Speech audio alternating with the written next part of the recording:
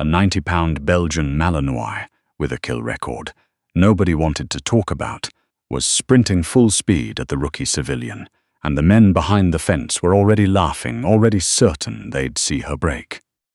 What they didn't know was that they hadn't thrown a stranger into a cage with a monster. They'd just brought a daughter home to her father. The heat at CFB Suffield pressed down hard that afternoon, the kind of dry prairie heat that made the gravel shimmer and the air taste like dust. Inside the high-security K9 compound, a knot of Joint Task Force operators stood gripping the chain link, hollering over each other, while in the middle of the yard a dog the color of scorched earth tore figure eights around a steel post, snapping at anything that moved. Into the middle of that chaos walked a woman nobody recognized. She was maybe 5'5", dressed in a plain grey field jacket and worn boots that had clearly seen real ground, not gym mats. A canvas satchel hung off one shoulder, and her dark hair was knotted back so tight it looked like it had been done in 2 seconds flat, out of habit rather than vanity. To the men of the unit she looked like exactly what she wasn't, some liaison sent from Ottawa to fill out paperwork nobody wanted filled out. They were about to find out how wrong they were, but pride doesn't usually announce itself before it falls. In the center of the enclosure, the dog, a massive sable Malinois named Reaper, had Corporal Danny Tovey pinned against the dirt, jaws locked onto the padded sleeve of his training jacket, growling with a depth that didn't sound canine so much as mechanical. 2 operators hauled at him with a brake stick for the better part of 3 minutes, before they finally got him detached and clipped back onto a heavy tether.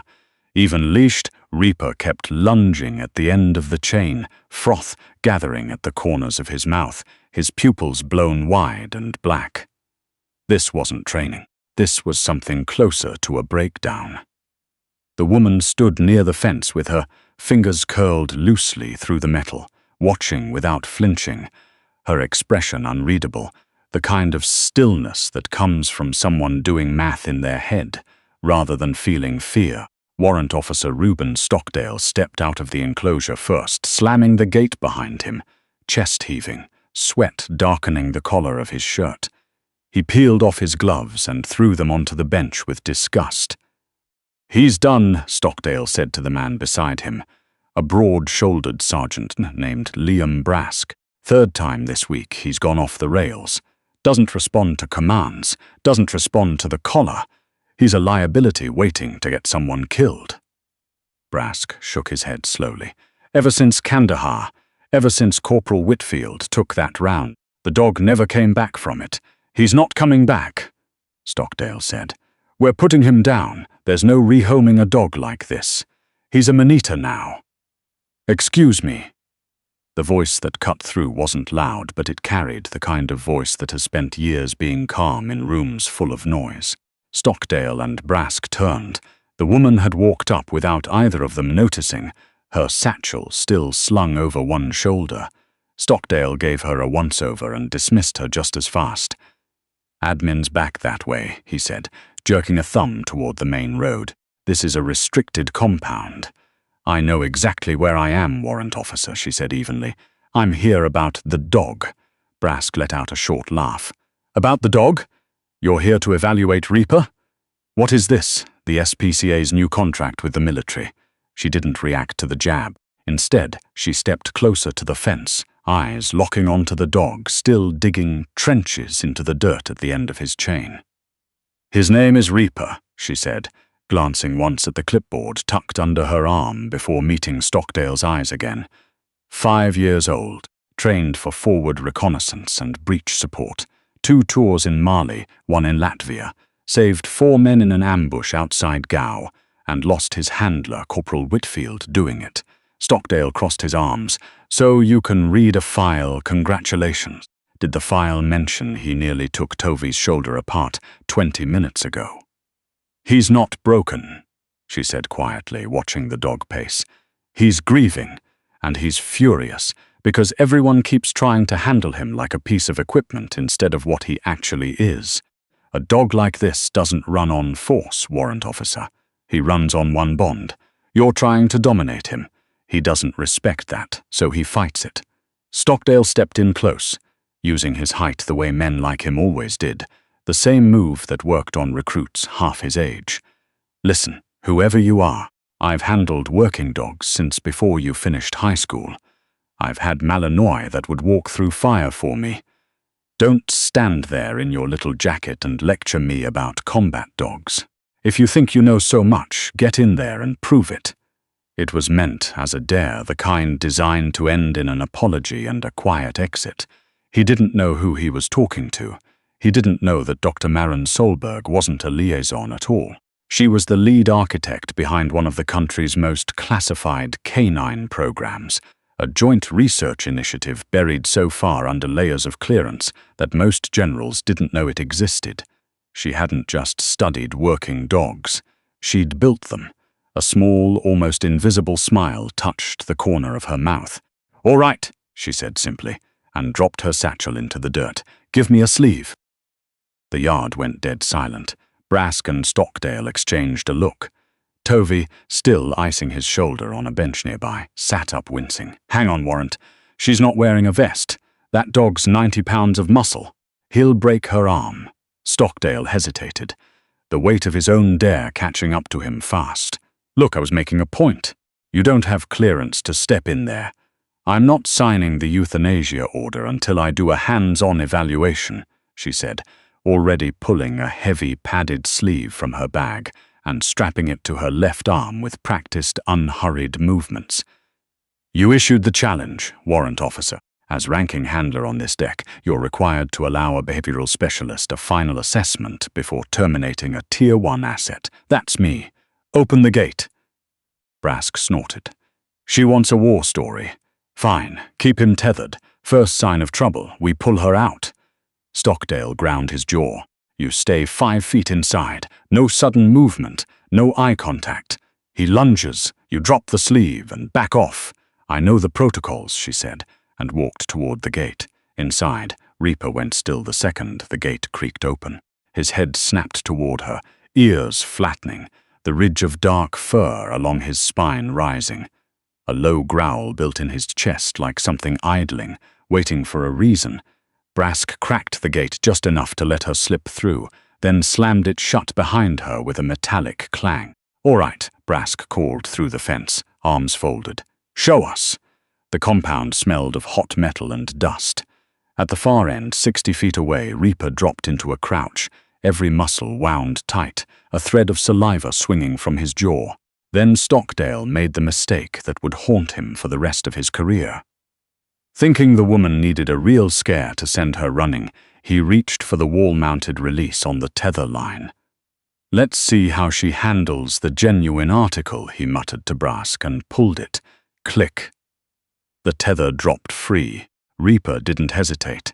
He came off the line like something fired from a barrel, paws tearing up dirt, closing 60 feet in a handful of seconds, a missile with teeth. Outside the fence, the swagger drained out of both men instantly. "Open the gate!" Stockdale shouted, lunging at Brask. "Get her out! He's going for the throat!" Brask fumbled at the latch, hands slipping. Reaper was 40 feet out. 30-20. She didn't run. She didn't raise the sleeve to protect herself. Instead, with the dog still closing, she reached over with her free hand and unbuckled the padded sleeve, letting it fall uselessly into the dirt at her feet. Tovey screamed from the bench. "No, she's not protected." 10 feet, Reaper left the ground, jaws open, aimed squarely at her chest. She stood her ground, locked eyes with the dog mid-flight, and shouted a single word in a language none of them recognized, sharp and short, like a hinge snapping shut. "Varg." Mid-air, something in the dog's eyes changed. Recognition, something ancient and specific lit up behind the aggression. He hit the ground hard, all 4 paws skidding, throwing up a wall of dust that swallowed them both whole. On the other side of the fence, Stockdale and Brask froze, fingers white against the chain link, braced for screaming, for blood in the dirt. The dust settled. She was standing untouched, hands loose at her sides. At her feet, the animal that had nearly torn a man's arm off 20 minutes earlier was pressed flat to the ground in a perfect rigid down, chin resting on the toe of her boot, his whole body trembling, not with rage, but something closer to disbelief. A high, thin whine rose out of him, almost a whimper. Her face softened. She crouched and ran 2 fingers along an old scar across his muzzle. "Hello, old man," she said quietly. Reaper let out a single joyful bark and rolled onto his back, tail thumping the dirt hard enough to send up little clouds of dust. Outside the enclosure, 3 trained operators stood with their mouths open, completely undone. She looked up, finding Stockdale's eyes through the fence. "As I was saying, warrant officer," she called out, "he doesn't respect you, but he remembers the woman who raised him." The gate groaned open. Stockdale stepped through, no longer looking at her like an inconvenience, but like something he didn't fully understand and wasn't sure he wanted to. Brask and Tovey flanked him, eyes flicking nervously between the woman and the dog, now nuzzling at her hand like a puppy. "Who the hell are you?" Stockdale said, all the bravado gone from his voice. "And what did you just say to him?" She pulled a worn rubber toy from her jacket pocket and tossed it. Reaper caught it midair and dropped happily into the dirt to gnaw at it, like any house pet anywhere. She straightened, dusting off her knees. "Dr. Maren Solberg," she said, her voice carrying authority without a hint of arrogance, "lead behavioral architect for the Northern Sentinel program out of Cold Lake. You don't know me, warrant officer, because my unit doesn't exist on any roster. Neither does this dog." Brask frowned. "We pulled his file this morning. Serial 46 Bravo. That file is cover," she said, retrieving her clipboard and handing Stockdale a single heavily redacted page. "Reaper isn't a standard service dog. He was never trained at the regular kennels. He's part of a single handler bonded program, engineered for zero-signature operations where radio silence is everything." Stockdale scanned the page, his eyes catching on classification stamps usually reserved for things that didn't get talked about in daylight.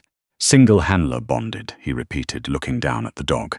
It means," she said, her voice dropping with something close to grief. "He was conditioned to bond with exactly one human on a level deeper than training. Corporal Whitfield. They weren't handler and weapon. They were one unit. When Whitfield died in that ambush, Reaper didn't just lose a partner, he lost the only thing holding his mind together." Tovey stepped forward, still rubbing his shoulder. "But he attacked me. He's been lashing out at everyone for months. If he's so well trained, why is he acting feral?"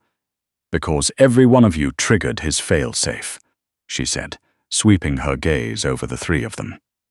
When Whitfield's vitals flatlined, Reaper's conditioning locked him into an autonomous defense pattern. Anyone who tries to physically dominate him reads as a hostile.